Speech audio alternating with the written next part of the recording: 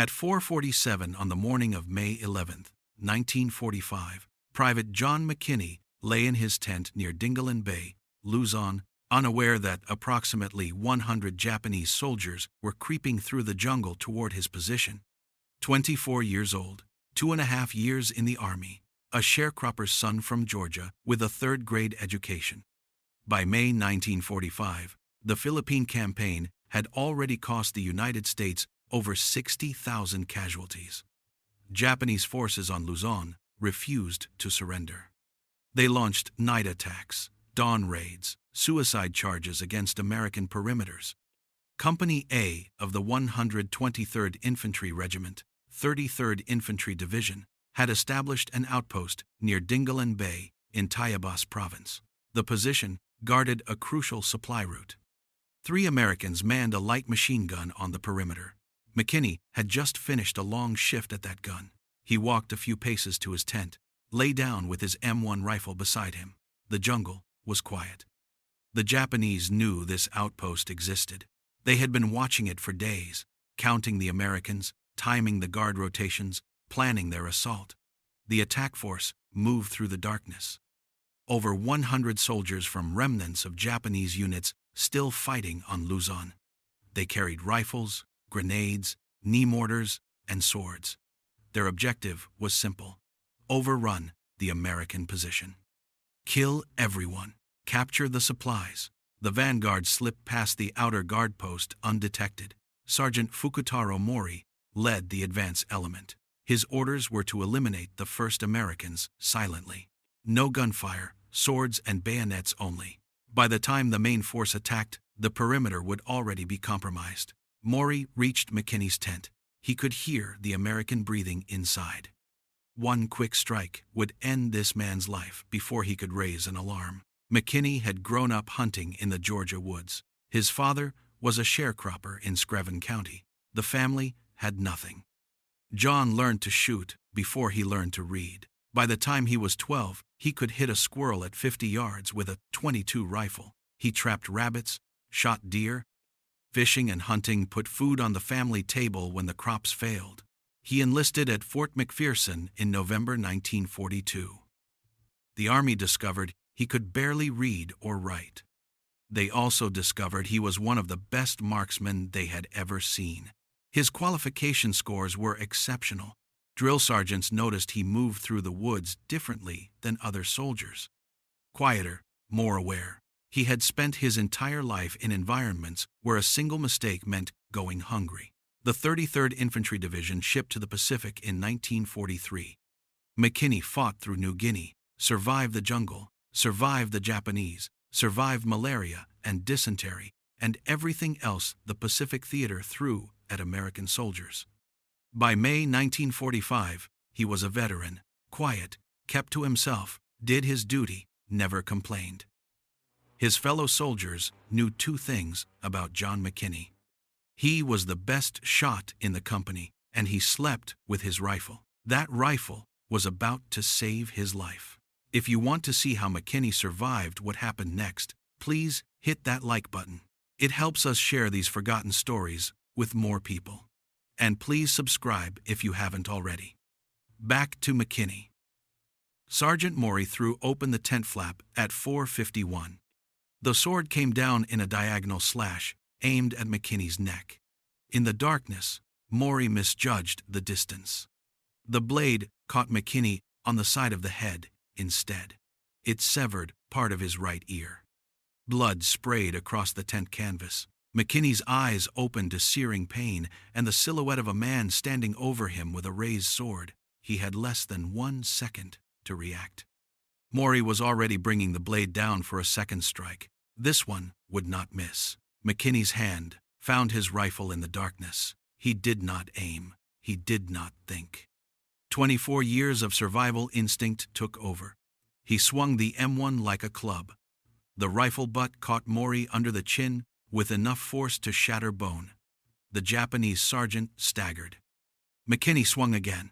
The second blow crushed Mori's skull. Outside the tent, McKinney could hear them. Footsteps. Dozens of footsteps, moving fast through the camp. The main assault had begun. He was bleeding badly from his ear, his head was ringing from the sword strike, and somewhere in the darkness, nearly 100 Japanese soldiers were coming to kill everyone he knew. McKinney grabbed his rifle and stepped out of the tent. What he saw made his blood run cold.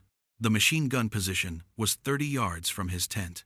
3 Americans had been manning it when he went to rest. Now he could see muzzle flashes in the darkness, screaming, the distinctive crack of Arisaka rifles mixing with the heavier reports of M1 Garands. Japanese soldiers were pouring through the perimeter from the northeast. They moved in waves. The first wave had already reached the machine gun emplacement. McKinney could see figures struggling in the darkness around the gun pit.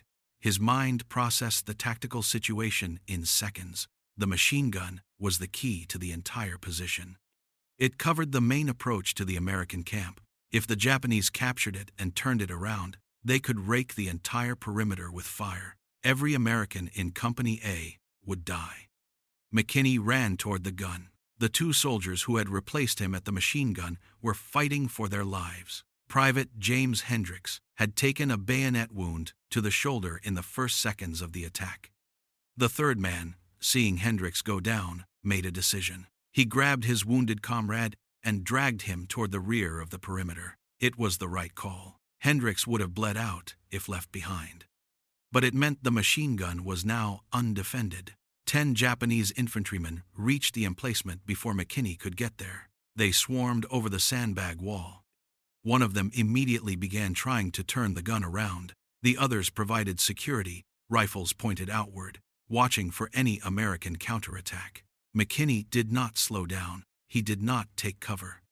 He did not wait for backup. He sprinted directly at 10 enemy soldiers who had just captured the most important weapon in the entire outpost. The Japanese saw him coming.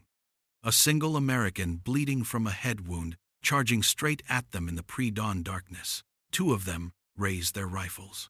McKinney was faster. He shot the first man at 15 yards. The M1's report echoed across the camp. He shot the second man at 10 yards. By the time he reached the sandbag wall, he had fired 4 rounds. 4 Japanese soldiers were down. He leaped into the emplacement. The space inside was roughly 8 feet by 6 feet.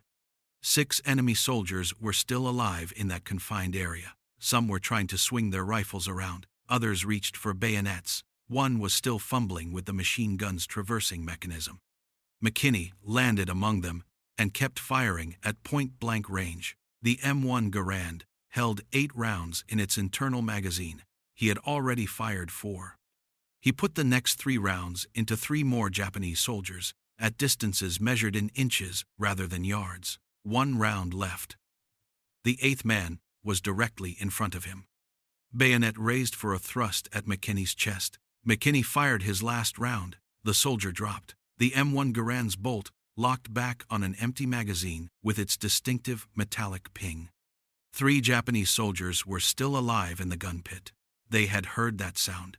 They knew what it meant. McKinney reversed his grip on the rifle before the empty clip had finished ejecting. He swung the weapon like an axe. The walnut stock connected with the first soldier's temple. The man collapsed. McKinney swung again. The second soldier tried to block with his forearm.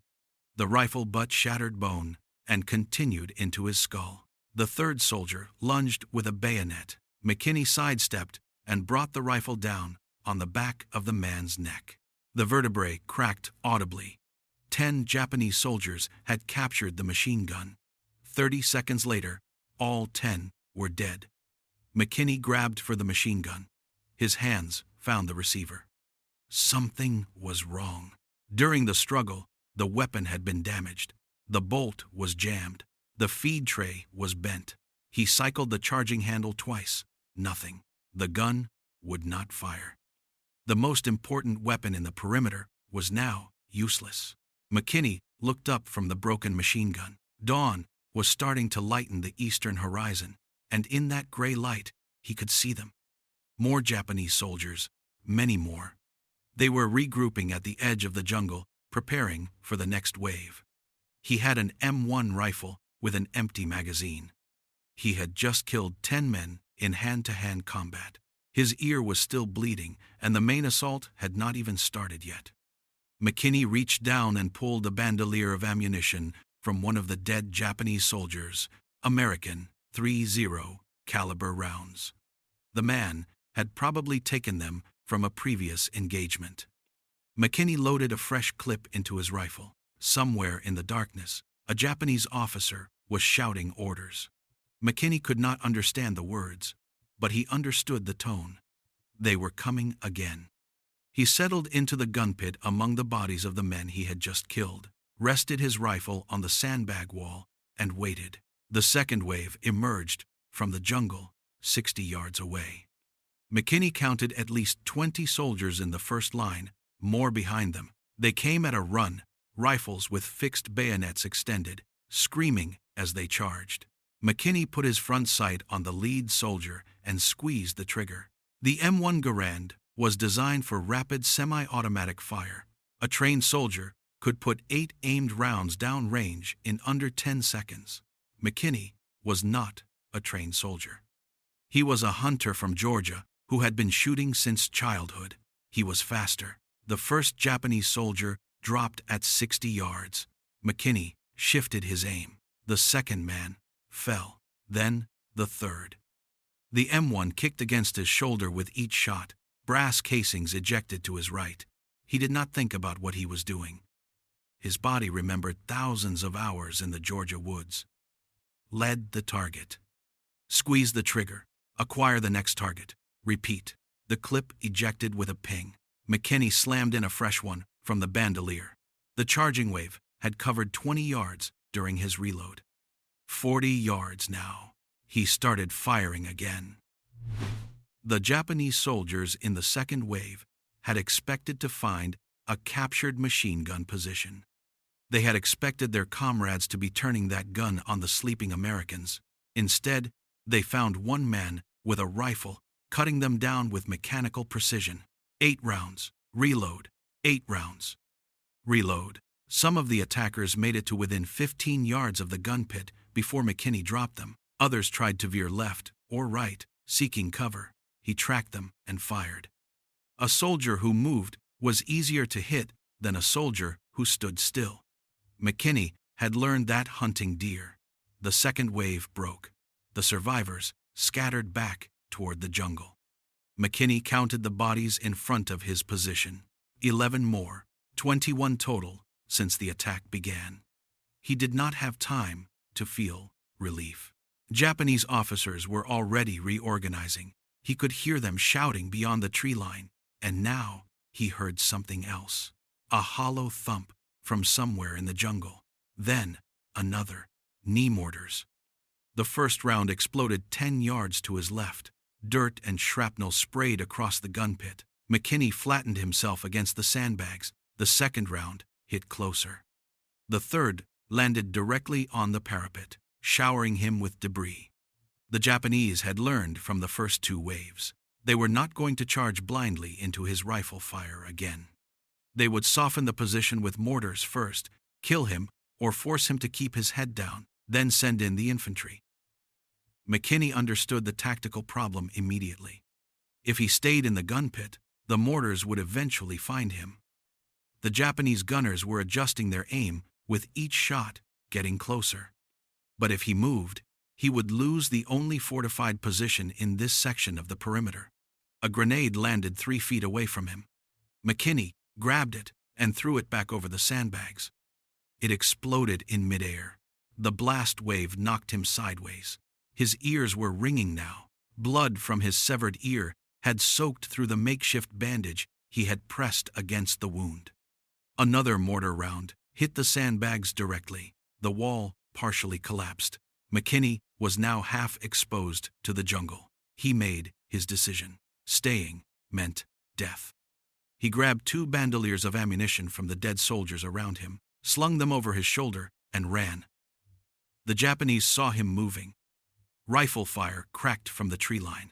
Bullets snapped past his head. McKinney sprinted 15 yards to a shallow depression in the ground. Not a proper foxhole, just a slight dip in the terrain. He threw himself into it and rolled onto his back.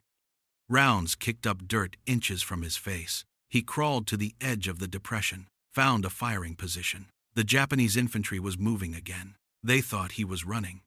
They thought he was retreating. 2 squads emerged from the jungle at a fast walk, rifles ready, moving toward the abandoned gun pit. McKinney let them get to 30 yards. Then, he opened fire.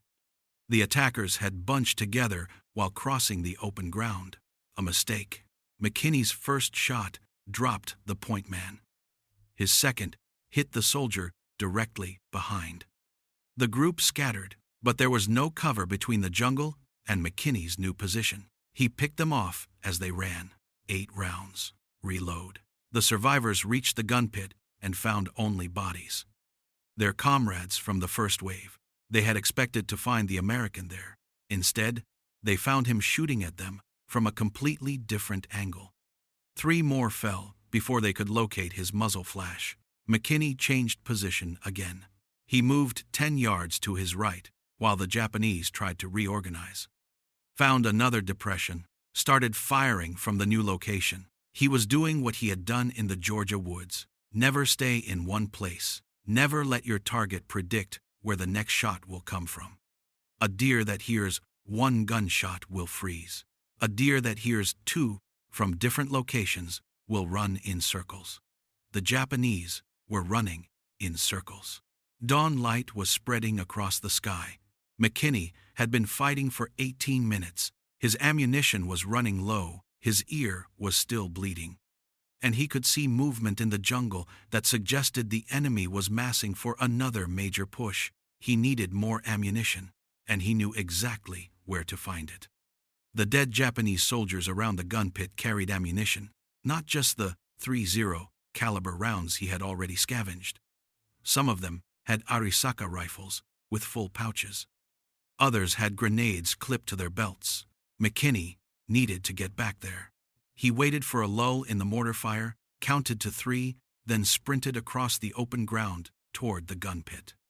Rifle fire erupted from the tree line. McKinney ran in a zigzag pattern. A bullet tugged at his sleeve. Another cracked past his ear. He dove the last 5 feet and landed among the bodies he had created 20 minutes earlier. The smell hit him immediately. Blood and cordite and something else. The copper tang of death. McKinney ignored it. He had butchered hogs on the farm, had gutted deer in the Georgia heat. The smell of death was familiar. He moved quickly through the bodies, grabbed every bandolier he could find, every loose clip. He found 4 American ammunition pouches on men who had probably taken them as trophies. 64 more rounds. He stuffed the clips into his pockets and belt. A Japanese soldier appeared over the sandbag wall.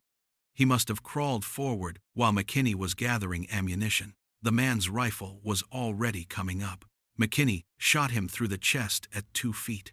He grabbed the dead man's grenades, 3 of them, Japanese Type 97 fragmentation grenades. He had never used one before, but he had seen them, knew how they worked. Pull the pin, strike the cap against something hard, count to 4, throw. Movement in his peripheral vision. More soldiers approaching from the left. McKinney armed a grenade, counted, and threw it over the sandbags. The explosion was followed by screaming. He armed the second grenade, threw it toward the tree line where muzzle flashes were concentrated. More screaming. He was out of the gun pit before the third grenade left his hand. Running again, a new position. Keep moving. The sky was light enough now to see clearly. McKinney found a shell crater 15 yards from his previous depression. Dropped into it. The crater was 3 feet deep, enough cover to protect him from direct fire. He could see the entire approach from the jungle to the perimeter. Bodies littered the ground between his position and the trees. He counted quickly. 28, maybe 30. Some were still moving. Wounded men trying to crawl back toward their lines. McKinney let them go. A wounded man required 2 healthy soldiers to carry him. Every casualty he created multiplied the enemy's problems. The mortar fire had stopped. McKinney understood why. The Japanese had lost visual contact with him. Their mortar crews could not adjust fire on a target they could not see. He had 15, maybe 20 minutes before they repositioned observers. He used the time to reload every empty clip he carried. His fingers worked automatically. Press the rounds into the clip. Feel for the spring tension. 8 rounds per clip. He had scavenged enough ammunition for approximately 10 reloads. 80 rounds. 80 rounds against however many Japanese soldiers were still in that jungle. The attack had lasted 23 minutes. McKinney had killed or wounded at least 30 enemy soldiers, but he knew the math was not in his favor. The Japanese had started with roughly 100 men. Even if half of them were down, that left 50 and he was still alone. Where was the rest of Company A? The answer was complicated. The Japanese attack had hit multiple points along the perimeter simultaneously. McKinney's position was on the northeast flank. Other soldiers were fighting their own battles on the south and west sides of the camp. The company commander was trying to organize a coherent defense, but in the darkness and chaos of a night attack, coordination was almost impossible. McKinney did not know any of this. He knew only that no one had come to help him. No reinforcements, no supporting fire, just him, his rifle, and the bodies piling up in front of his position. The Japanese regrouped at the edge of the jungle. McKinney could see them through the trees, soldiers checking weapons, NCOs moving among the ranks, and officers studying the American perimeter through binoculars. They had expected to overrun this outpost in 5 minutes. They had lost nearly a third of their force to one man in 23 minutes, and they still had not broken through. The officer lowered his binoculars. McKinney saw him gesture toward a specific section of the perimeter. Not the gun pit, not the craters where McKinney had been fighting. The officer was pointing at the supply tents. A different approach, a new axis of attack designed to bypass the killing ground McKinney had created. McKinney read the enemy's intention instantly. They were going to swing around his flank, hit the camp from a direction he could not cover, and there was nothing he could do to stop them from his current position. He had a choice. Stay in his crater, where he had cover and clear fields of fire, or move to intercept an attack he might not reach in time. McKinney climbed out of the crater and started running toward the supply tents. The supply tents were 40 yards from his crater. McKinney covered the distance in 8 seconds. He threw himself behind a stack of ammunition crates just as the first Japanese soldiers emerged from the jungle on the southern approach. They had not expected him to be there. The lead element consisted of 12 soldiers moving in a tactical column. They were heading for the gap between 2 tents. Once through that gap, they would be inside the American perimeter with clear shots at soldiers fighting on other sections of the line. McKinney opened fire from behind the crates. The first 3 men in the column went down before the others could react. The 4th and 5th tried to return fire, but could not locate him in the shadows between the tents. McKinney shot them both. The remaining 7 scattered. Some ran back toward the jungle. Others dove for cover behind fallen logs and shallow depressions. McKinney tracked the ones who went to ground. They were pinned, unable to advance, unable to retreat without exposing themselves. He shifted his aim to the tree line. More soldiers were emerging. The Japanese commander had committed his reserve force to this flanking attack. 20 more men, maybe 25. They saw their comrades pinned down and hesitated at the edge of the jungle. That hesitation cost them. McKinney fired into the clustered soldiers. 8 rounds. Reload. 8 rounds. Bodies dropped among the trees. The survivors pulled back into deeper cover. 26 minutes into the attack, McKinney had now killed or wounded at least 35 enemy soldiers. The Japanese had tried 3 different approaches: frontal assault on the machine gun, mortar bombardment, followed by infantry, flanking, maneuver toward the supply area. All 3 had failed. The Japanese commander faced a problem he had never encountered. His intelligence had indicated this outpost was defended by a small American force with limited heavy weapons.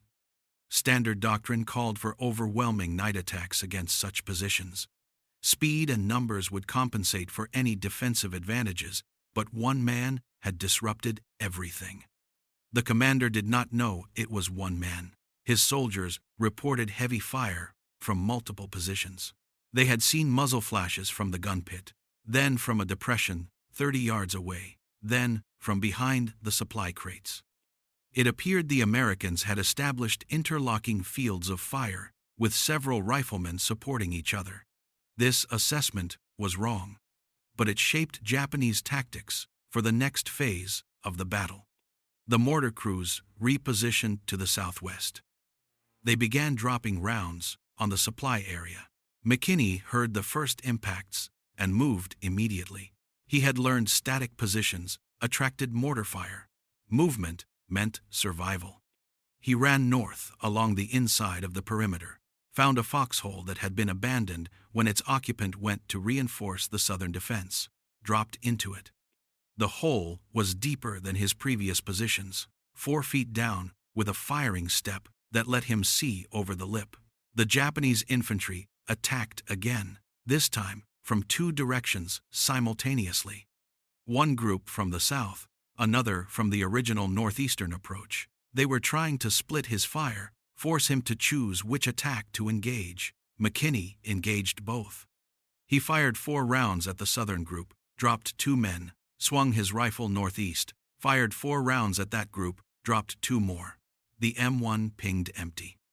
He reloaded in under 3 seconds, fired at the southern group again. The attack stalled. Neither group could advance into the withering rifle fire, but neither group retreated either.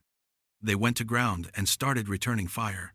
Bullets cracked over McKinney's head. Rounds thudded into the dirt around the foxhole. He was now taking fire from 2 directions. His ammunition was running low, and the Japanese were learning. They had figured out that the fire was coming from a single location. 1 rifleman, not a squad, not interlocking positions, just 1 man who moved fast and shot accurately. This knowledge changed everything. The Japanese soldiers stopped attacking in waves. They began advancing individually. 1 man would move, while others provided covering fire. Then another man would move, leapfrogging forward, closing the distance yard by yard. It was a tactic designed to overwhelm a single defender.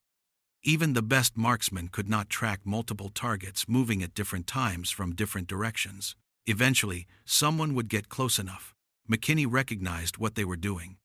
He had hunted animals that used similar tactics. A pack of coyotes would spread out and approach prey from multiple angles. The prey could only watch one threat at a time. The others would close in. He was the prey now. 31 minutes. The Japanese had closed to within 20 yards on the southern approach, 15 yards on the northeast. McKinney had fewer than 30 rounds remaining. The foxhole that had protected him was about to become his grave. McKinney did not wait for them to reach him.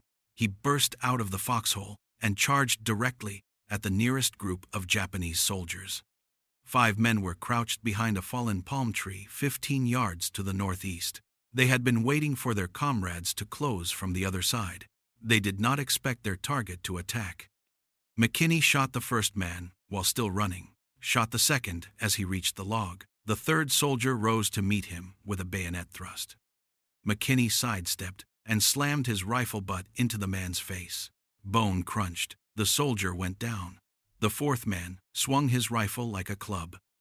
McKinney ducked under the blow and drove the steel butt plate of his M1 into the soldier's throat. The 5th man tried to run. McKinney shot him in the back at 3 yards. He kept moving, could not stop. Stopping meant death. The southern group had seen him leave the foxhole. They were sprinting toward his position. McKinney turned and fired. 2 men dropped. The others kept coming. He fired again. Another man fell. The M1 pinged empty. 3 Japanese soldiers reached him before he could reload. The first one tackled him around the waist. McKinney went down hard. His rifle flew from his hands. The second soldier stomped on his wounded ear. Pain exploded through his skull. The third raised the bayonet for a killing thrust. McKinney grabbed the ankle of the man standing on his head and twisted.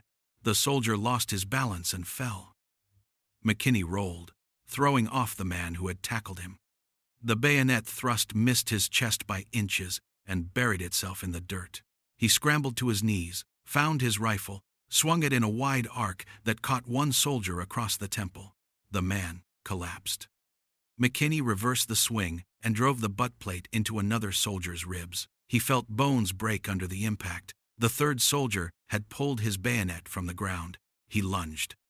McKinney blocked the thrust with his rifle barrel. The blade slid along the wood and steel, gouging a furrow in the stock. McKinney stepped inside the man's reach and headbutted him. The soldier staggered. McKinney hit him twice more with the rifle butt. He stopped moving. 33 minutes since the attack began. McKinney was breathing hard. His hands were slick with blood. Some of it was his own. His ear was a mass of torn flesh and dried gore. His uniform was ripped in a dozen places. He had bruises and cuts he did not remember receiving, but he was still alive. He looked around the battlefield, bodies everywhere. Japanese soldiers who had come to kill Americans and found something they had not expected. More bodies than he could count in the gray morning light. Movement to his right. 2 more soldiers emerging from the jungle. McKinney raised his rifle and realized it was empty. He had not reloaded after the hand-to-hand fighting. The 2 soldiers saw him standing among the bodies of their comrades. They hesitated. McKinney charged them. He covered 10 yards before they could react. The first soldier tried to bring his rifle up. Too slow. McKinney's rifle butt caught him under the chin. The second soldier turned to run. McKinney chased him down in 3 strides and clubbed him from behind. 34 minutes. The mortar position. McKinney remembered seeing muzzle flashes from the southwest. The knee mortars had been pounding his positions throughout the battle. Taking out those crews would eliminate the indirect fire threat. He found a loaded rifle among the dead, an M1 with a full clip. Picked it up, dropped his damaged weapon, started moving toward the mortar position. The mortar crews saw him coming. 2 men. They had been adjusting their weapon for another fire mission. Now they scrambled to defend themselves. One reached for a rifle. The other tried to arm a grenade. McKinney shot them both from 45 yards. 35 minutes. He stood in the morning light, scanning the jungle for more targets. His chest heaved. His vision was blurring from exhaustion and blood loss. Every muscle in his body screamed for rest. The jungle was quiet. No more soldiers emerging from the trees. No more mortar rounds. No more rifle fire from concealed positions. Just the moans of wounded men and the buzzing of flies already gathering on the dead. McKinney walked back toward the American perimeter. He was halfway there when he saw figures moving toward him. American uniforms. Soldiers from Company A who had finally fought through to his section of the line. They stopped when they saw him covered in blood, carrying a rifle that was not his own, surrounded by bodies. McKinney lowered his weapon. The reinforcements stared at the carnage around him, at the shattered machine gun position, at the scattered corpses stretching from the jungle to the perimeter. 36 minutes after Sergeant Fukutaro Mori slashed open his tent, Private John McKinney was still standing, still breathing, still in complete control of the area. The battle was over, but no one yet understood what had actually happened. The soldiers who reached McKinney that morning were from 2nd Platoon. They had been fighting on the western edge of the perimeter when the Japanese attack hit. It took them 36 minutes to push through to McKinney's position. What they found defied comprehension. Bodies lay scattered across an area roughly 100 yards long and 60 yards wide. Japanese soldiers slumped over sandbags, crumpled in shell craters, sprawled among the supply crates, piled on top of each other near the damaged machine gun emplacement. The platoon sergeant ordered a count. His men moved through the battlefield, checking bodies, marking positions. The count took 20 minutes. When they finished, the sergeant did not believe the number. He ordered them to count again. 38 dead Japanese soldiers lay in the immediate vicinity of the machine gun position. 2 more bodies were found near the mortar emplacement, 45 yards away.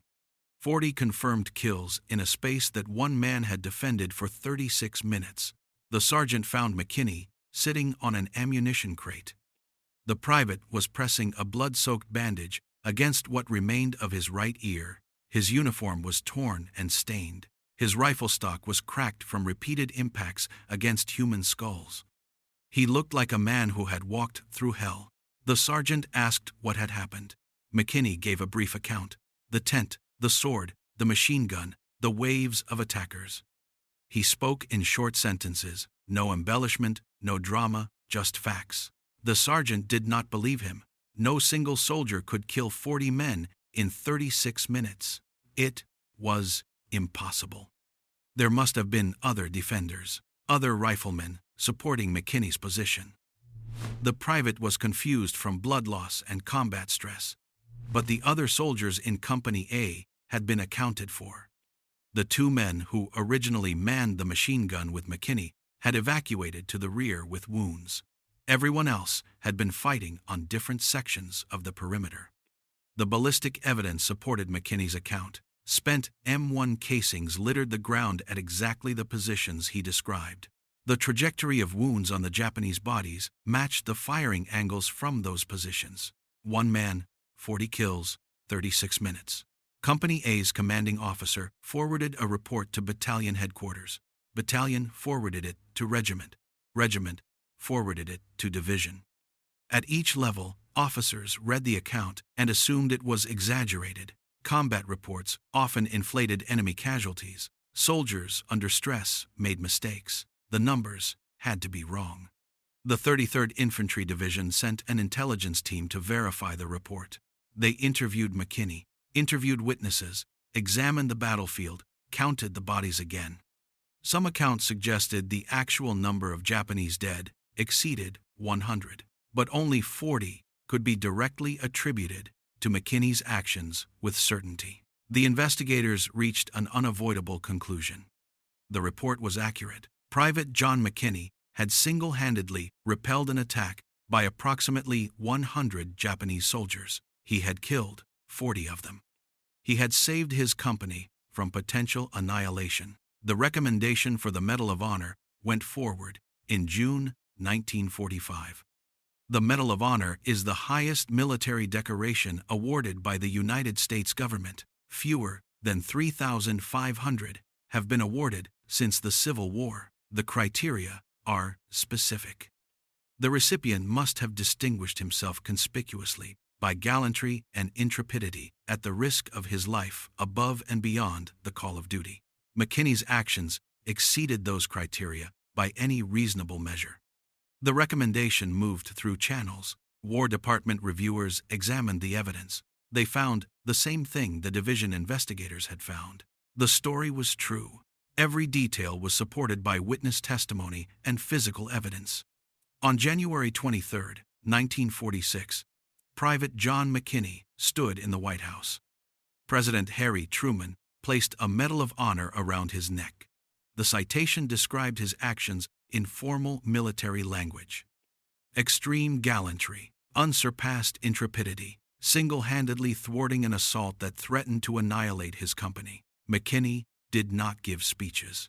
He did not seek publicity.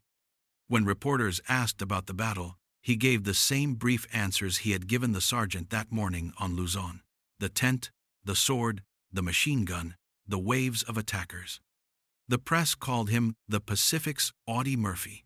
Murphy had received his Medal of Honor for single-handedly holding off German forces in France. McKinney had done something similar against Japanese forces in the Philippines. Both men had faced overwhelming odds. Both had refused to retreat.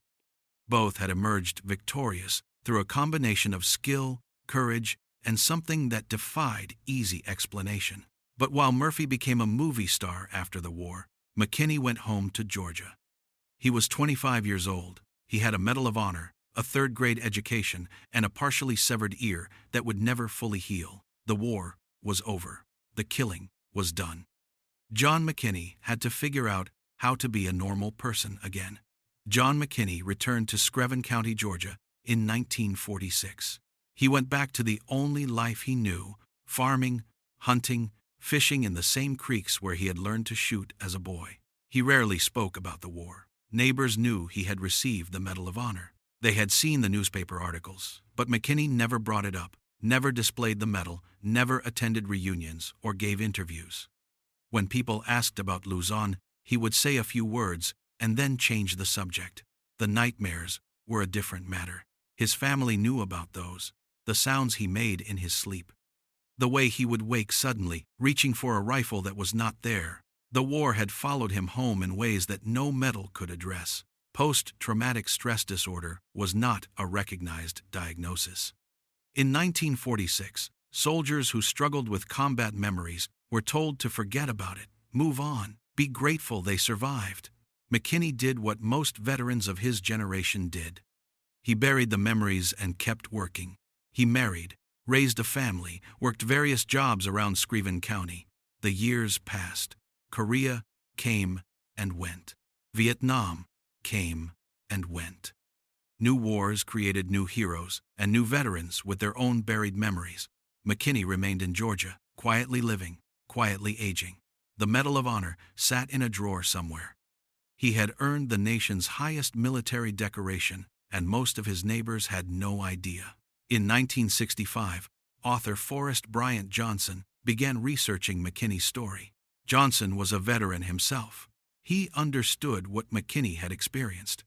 He spent years tracking down witnesses, examining military records, and piecing together the details of those 36 minutes on Luzon. The research was difficult. McKinney did not want to talk. Many of the witnesses had died. Military records were scattered across multiple archives, but Johnson persisted. He believed the story deserved to be told. His book, Phantom Warrior, was published in 2007. It documented McKinney's childhood in Georgia, his service in the Pacific, and the battle that earned him the Medal of Honor. The book brought renewed attention to a hero most Americans had never heard of. McKinney did not live to see the book published. He died on April 5, 1997, in Sylvania, Georgia. He was 76 years old. The sharecropper's son, who had killed 40 Japanese soldiers with a rifle and his bare hands, passed away quietly, surrounded by family. He was buried in Screven County, not far from the land where he had learned to hunt. 20 years after his death, Georgia honored him again. In 2017, the state legislature voted to rename a section of highway in Screven County. It became the John R. McKinney Medal of Honor Highway. A ceremony was held. Veterans attended. The McKinney family accepted the honor on behalf of a man who had never sought recognition for what he did. The highway sign stands today. Drivers pass it without knowing the story behind the name. They do not know about the tent and the sword. They do not know about the machine gun and the 36 minutes. They do not know that the quiet farmer who once lived nearby had saved an entire company through an act of violence and courage that still defies belief. 40 men in 36 minutes.